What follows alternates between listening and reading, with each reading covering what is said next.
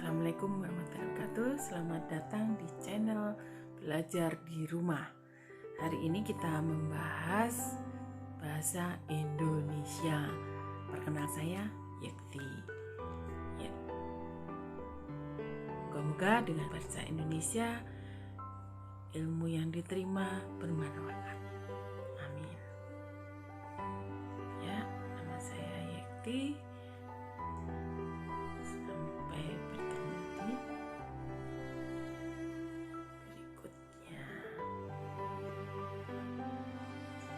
Mari adik-adik, bapak, ibu semuanya kita belajar sama-sama. Nah, di sini saya mengajarkan kedudukan bahasa Indonesia. Jadi masih dasar-dasar dari bahasa Indonesia. Tentunya apa saja sih kedudukan bahasa Indonesia itu? Bahasa Indonesia itu kedudukannya ada dua. Yang pertama, bahasa Indonesia sebagai bahasa persatuan, dan yang kedua adalah bahasa Indonesia sebagai bahasa resmi negara. Nah, kapan bahasa Indonesia sebagai bahasa persatuan? Nah, di sini kita ada tonggak Sumpah Pemuda ya, di tanggal 28 Oktober 1928. Nah, ada Ikrar Sumpah Pemuda dan ada di butir ketiga. Kami, putra dan putri Indonesia, menjunjung bahasa persatuan, bahasa Indonesia. Nah, semenjak Sumpah Pemuda ini, bahasa Indonesia sudah menjadi bahasa persatuan dari Sabang sampai Merauke, dari Sumatera, Jawa, Sulawesi sampai Irian Jaya. Nah, bersatu dengan menggunakan bahasa Indonesia. Walaupun kita berbeda-beda, tetap satu jua, Bhinneka Tunggal Ika. Nah, kemudian di mana ketetapan bahasa Indonesia sebagai bahasa resmi negara?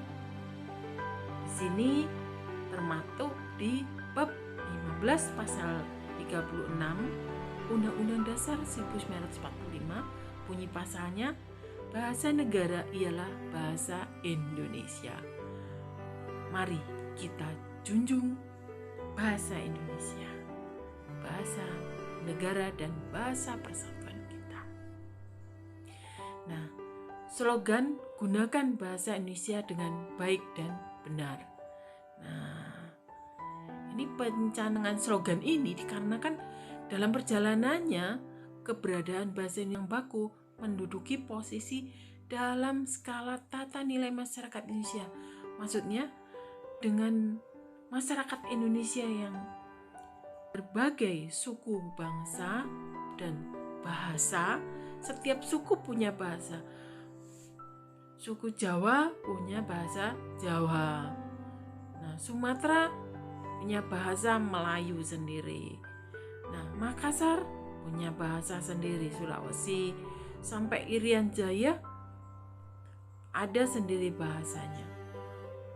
Bali juga punya bahasa sendiri.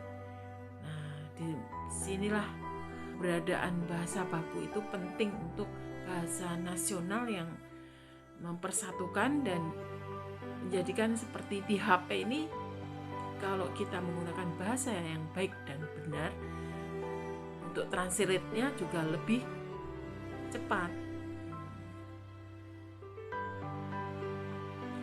Nah, kapan slogan gunakan bahasa Indonesia yang baik dan benar itu dicanangkan?